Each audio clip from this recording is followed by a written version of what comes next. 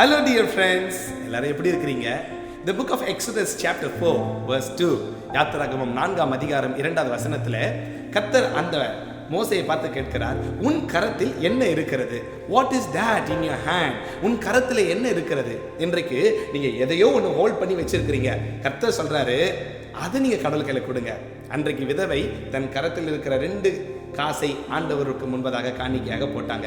மோசேயை பார்த்து கர்த்தர் கேட்கிறார், உன்னுடைய கரத்தில் இருக்கிற கோலை என்னுடைய சமூகத்தில் நீ அதை போடு, அதனால் நான் அற்புதத்தை செய்வேன். இன்றைக்கு கர்த்தர் சொல்லுகிறார், உங்கள் கரத்தில் இருக்கிறதை நீங்கள் தேவனுடைய சமூகத்தில் போடுங்க. அதாவது you have to give it to the Lord and the Lord will make it as a sign and wonders.